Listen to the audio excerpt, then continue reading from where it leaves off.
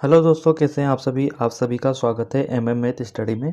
आज ही हमारा practice set number 46 है और इसमें हम मैथ के इम्पोर्टेंट सवाल देखने वाले हैं जो कि आपके एसएससी, रेलवे, दिल्ली पुलिस या कोई सा भी गवर्नमेंट एग्जाम हो उन सभी के लिए बहुत ही महत्वपूर्ण होने वाले हैं। तो वीडियो को एंड तक देखना और वीडियो को लाइक करना, चैनल को सब्सक्राइब करना। और इसके पहले जो मैंने प्रैक्टिस सेट डाले हैं एक बार आप उनको भी ज़रूर देखें। तो चलिए वीडियो को शुरू करते हैं। हमारा पहला सवाल है जो कि अनुपात का है, जिसमें हमें 36:x और ये समानुपात में है x:49 के। इसमें हमें x का मान निकालना है। तो इसको कैसे हम सोल्व करेंगे, आपको पता होगा इसको हम कैसे लिखते हैं। 36 और बटे x बराबर, ये क्या हो जाएगा, x बटे 49 ही अपने पास हो जाएगा। यहाँ से क्या करेंगे, इस x का गुणा कर देंगे इससे और इस 36 का गुणा इस 49 से कर देंगे।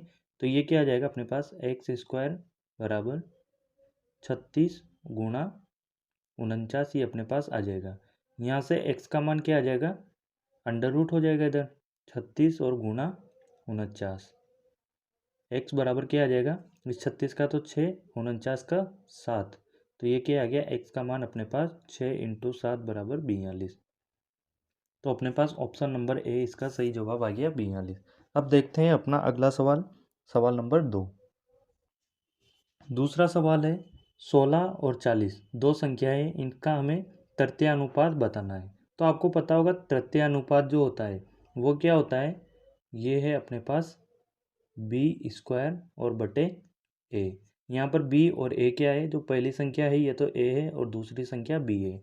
तो इसमें मान रख देंगे b² यानी कि 40 गुणा 40 और a का मान अपने पास कितना है, 16 है। इसको काट देंगे, 4 से ये 4 बार कटेगा, 4 से ये 10 बार, इस 4 से 40 को काटेंगे 10 बार। तो 10 गुणा 10 कितना आ जाएगा अपने पास, 100। ये अपने पास तृतीय अनुपात निकल के आ गया उसका 100। ऑप्शन सी इसका सही जवाब हो जाएगा। अब अगला सवाल देखते हैं, सवाल नंबर 3।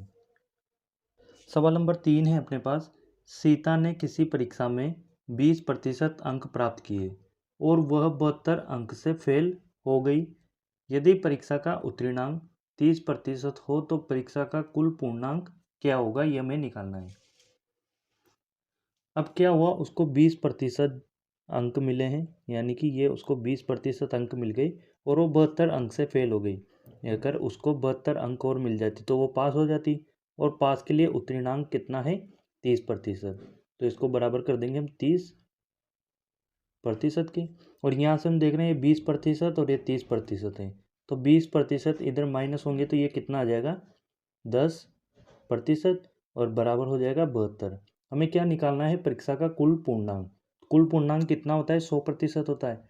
100% के लिए क्या करेंगे, 10% को गुणा करेंगे 10 से, तो ये हो गया 100%। और इसको भी गुणा करेंगे 10 से, तो ये कितना आ जाएगा, 720। तो अपने पास उस परीक्षा का पूर्णांक कितना आ गया, टोटल 720 अंक का। और ये दिया गया है हमें ऑप्शन बी में, तो ऑप्शन बी इसका सही जवाब हो जाएगा 720। अब अगला सवाल देखते हैं, सवाल नंबर 4। सवाल नंबर 4 क्या है अपने पास, 6 लीटर नमक के घोल में 30% नमक है। यदि इसमें से 1 लीटर पानी वाष्पित कर दिया जाए तो अब शेष घोल में नमक की प्रतिशत मात्रा क्या है, ये हमें निकालनी है। अब जैसा कि उसने बोला है कि अपने पास में कितना घोल है, 6, अपने पास में 6 लीटर जो है वो घोल है, इसमें से 30% नमक है। तो इस 6 का 30% हम निकालेंगे, वो क्या हो जाएगा, ये हो जाएगा अपने पास में 1.8। 1.8 जो आया अपने पास में, 1.8 लीटर, ये क्या आया है अपने पास में, ये अपने पास में आया है नमक। तो ये नमक है, बाकी का बचा हुआ पानी है वो कितना है, 3.2 लीटर। ये क्या है, पानी है अपने पास में। अब उसने बोला है कि 1 लीटर पानी वाष्पित हो जाता है, तो ये 1 लीटर पानी किस में से वाष्पित होगा, इस टोटल में से। तो अब ये गोल कितना रह जाएगा, 5 लीटर रह जाएगा, क्योंकि उसमें से 1 लीटर वाष्पित हो गया। और वाष्पित क्या होगा, पानी होगा, नमक तो जैसा है वैसा ही रहेगा। उसने हमसे पूछा है शेष घोल में नमक की प्रतिशत मात्रा कितनी है, तो नमक तो 1.8 लीटर ही रहेगा, लेकिन गोल क्या हो गया, पहले 6 लीटर था, अब कितना है, 5 लीटर रह गया। तो 5 गुणा 100, 5 से इसको काटेंगे 20, और 20 का गुना जब हम 1.8 से करेंगे तो ये आ जाएगा 36%। ये आ गया अपने पास में कि उसमें नमक का प्रतिशत कितना है, 36%। ऑप्शन डी इसका सही जवाब हो जाएगा। अब अगला सवाल देखते हैं, अपना सवाल नंबर 5। सवाल नंबर 5 है, किसी वस्तु को 15% की हानि से बेचने पर 2550 रुपये प्राप्त होते हैं, तो बताओ 20% लाभ प्राप्त करने के लिए उसे कितने में बेचना चाहिए। अब हम क्या मानेंगे कि कोई वस्तु है, उसका क्रय मूल्य कितना है, 100 रुपये है, और वो बोल रहा है 15% की हानि पर बेचता है, तो उसका विक्रय मूल्य कितना हो जाएगा, इस 100 का 15% कम, यानी कि 85% उसका मान रह जाएगा। और ये किसके बराबर हो जाएगा, यहाँ से 2550 के, 2550 के इसको बराबर कर देंगे, 5 से इसको काटेंगे तो कितनी बार, 17 बार, और ये आ गया 510। एक का मान कितना आ जाएगा, 17 से काटेंगे तो 30। ये अपने पास एक का मान आ गया। यहाँ से हम क्रय मूल्य निकाल सकते हैं, तो क्रय मूल्य कितना आ जाएगा, 3000 रुपये अपने पास क्रय मूल्य उसका निकल के आ गया। और उसने क्या बोला है कि 20% लाभ पर उसको बेचना है। 3000 रुपये है, इसको 20% लाभ यानी कि 120/100 कर देंगे, 0 से इनको काटेंगे तो ये कितना आ जाएगा, 3600 रुपये अपने पास में आ जाएगा निकल के, उसको 20% लाभ पर बेचने पर। 3600 किस में दिया गया है, ऑप्शन बी में, तो ऑप्शन बी इसका सही जवाब हो जाएगा। अगर आप इसको शॉर्ट में करना चाहते हैं तो वो भी मैं आपको बताता हूँ। 15% हानि बोली गई है, तो 100 का 15% हानि मतलब 85, इसको बराबर कर देंगे सीधा 2550 के। अब क्या बोला गया है, 20% लाभ पर बेचना है, एक का मान निकाल लेंगे यहाँ से 2550/85, और 20% लाभ पर तो इसको 120 लिख देंगे। जब इसको हम सोल्व करेंगे तो अपने पास वही 3600 निकल के आ जाएगा। तो आप इस तरीके से भी इसको कर सकते हैं, ये भी एक इसका तरीका है, इससे आपको टाइम कम लगेगा। अब अगला सवाल देखते हैं, सवाल नंबर 6। सवाल नंबर 6 है अपने पास, कोई राशि 5 वर्ष में 2 गुनी हो जाती है, तो बताओ वह कितने वर्ष में 5 गुनी हो जाएगी। ये अपने पास साधारण ब्याज का सवाल है, और इसमें इस तरीके के सवाल को आपको कैसे सोल्व करना है, इसका एक फॉर्मूला है n1 - 1 और बटे t1, बराबर कर देंगे इसको n2 - 1 और बटे t2 को। n1 कितना है, यहाँ पर पहले जो बोला गया है 2 गुनी हो जाती, तो n1 का मान 2 - 1 बटे t1, पहले वाले के सापेक्ष जो समय दिया गया है वो लेंगे हम, 5 वर्ष दिया गया है तो 5। n2 कितना है, जो बाद में बोला गया है कि 5 गुनी हो जाती है, तो इसको लिखेंगे 5 - 1, और t2 का मान हमें निकालना है, इसको x मान लेते हैं। ये आ जाएगा अपने पास 1/5 बराबर 4/x।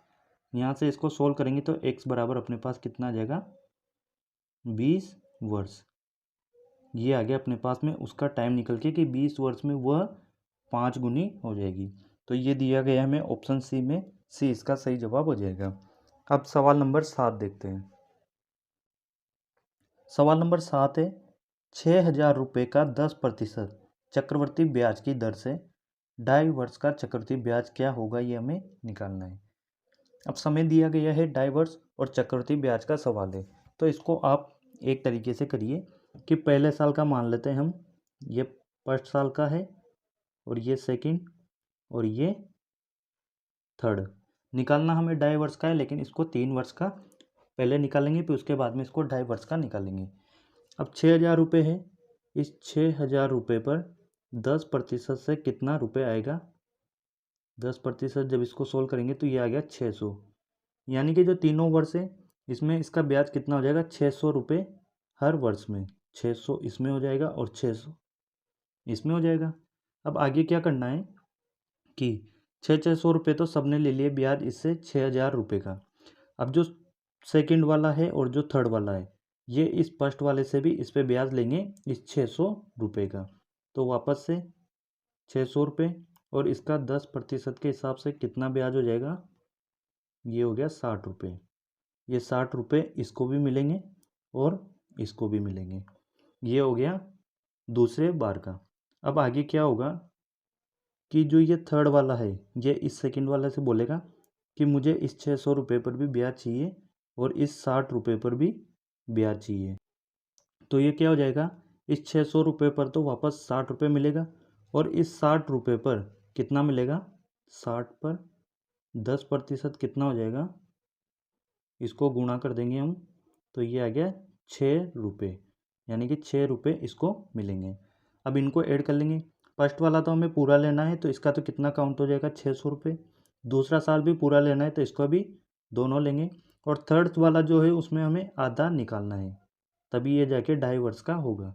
तो इनको ऐड करेंगे, ये अपने पास कितना आ जाएगा, 726, और इसमें भाग कर देंगे 2 का तो ये आधा वर्ष का निकल के आ जाएगा अपने पास। कितना आ रहा है, 363 अपने पास निकल के आ गया। अब क्या करेंगे, हम इनको सभी को ऐड कर लेंगे। फर्स्ट वाला ऐड करेंगे 600 और दूसरे साल का 660, तो ये कितना हो जाएगा, 1260। और आधे वर्ष का जो हमने निकालना था ये 363, इसको इसमें ऐड कर देंगे तो ये अपने पास 2.5 वर्ष का ब्याज निकल के आ जाएगा। ये आ गया अपने पास में।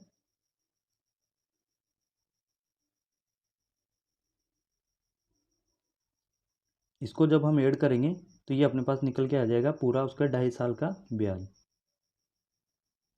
1623 जो है अपने पास में 2.5 वर्ष का ब्याज निकल के आ गया 6,000 रुपये की राशि पर।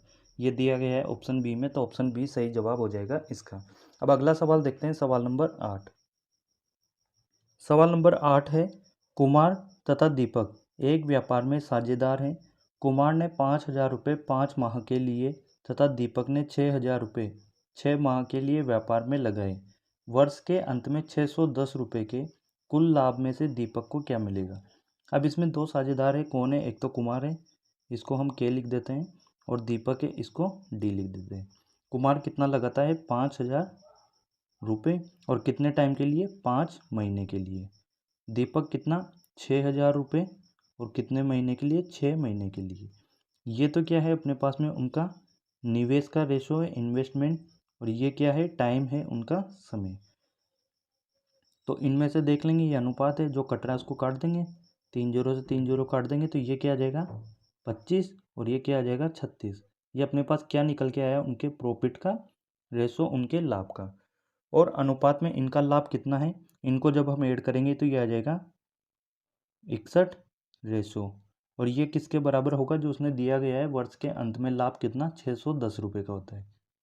610 के बराबर कर देंगे, एक रेशो का मान यहाँ से कितना निकल के आ रहा है, 10 रुपये निकल के आ गया।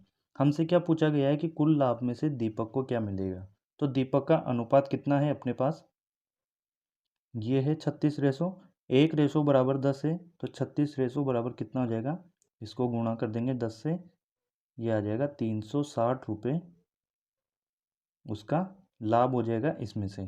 तो ये दिया गया है ऑप्शन ए में 360।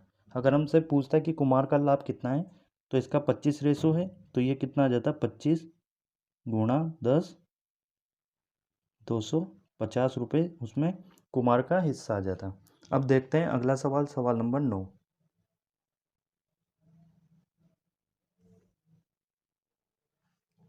सवाल नंबर 9 है, एक समपंचभुज के प्रत्येक अंतकोण का मान बताओ। तो आपको पता होगा कि प्रत्येक जो अंतकोण है इसका फॉर्मूला अपने पास क्या होता है, 2n-4 और गुणा 90 डिग्री बटे n। अब n यहाँ पर क्या है, जैसे पंचभुज दिया गया है तो पंचभुज में कितनी भुजा होती है, 5 होती है। n का मान कितना हो जाएगा, 5। इसको रख देंगे इस फॉर्मूले में, 2 गुणा 5 माइनस 4 और गुणा ये आ गया 90 डिग्री बटे n का मान कितना है, 5 है। ये आ जाएगा 10 माइनस 4 और गुणा 90 डिग्री बटे 5। आगे सोल्व करेंगे तो ये आ गया 6 गुणा 90 डिग्री और बटे 5। 5 से इसको काटेंगे तो ये कट जाएगा 18 बाद। 6 को 18 से गुणा करेंगे तो ये आ गया अपने पास में कितना, 108 डिग्री उसका मान निकल के आ गया। ये क्या आया अपने पास में, अंतकोण का मान आ गया 108 डिग्री। ऑप्शन बी इसका सही जवाब हो जाएगा। अगर हमसे पूछता है कि उसके बाह्य कोण का मान कितना है तो बाह्य कोण का मान कितना आ जाता, 180 डिग्री टोटल उसका अंत्य कोण और बाह्य कोण का मान होता है। तो 180 डिग्री में से हम माइनस कर देते 108 डिग्री को, तो ये क्या आ जाता 72 डिग्री निकल के आ जाता उसके बाह्य कोण का मान। अब देखते हैं अपना आखिरी सवाल, सवाल नंबर 10। सवाल नंबर 10 है अपना आखिरी सवाल। एक आयताकार मैदान की परिमिति दी गई है 480 मीटर। इसकी लंबाई और चौड़ाई का अनुपात 3:5 है। मैदान का क्षेत्रफल क्या होगा। अब जैसे कि हमें कोई ये आयताकार मैदान दिया गया है, इसकी लंबाई और चौड़ाई का रेशो दिया गया है। लंबाई तो कितनी है 3 है, 3x लिख लेंगे, और चौड़ाई कितनी है 5x है।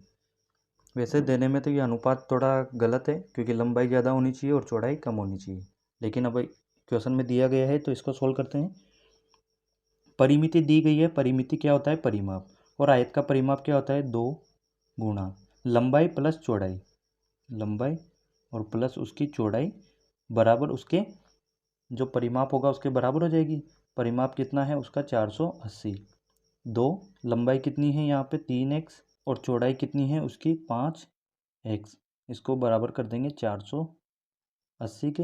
ये हो जाएगा 2 गुणा 8x बराबर 480। ये हो गया 16x बराबर 480, और x का मान यहाँ से आ जाएगा कितना 30।